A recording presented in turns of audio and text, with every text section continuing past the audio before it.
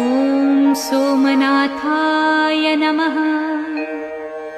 ॐ मल्लिकार्जुनाय नमः।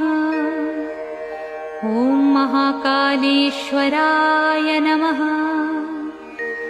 ॐ ओंकारेश्वराय नमः। ॐ वैद्यनाथाय नमः।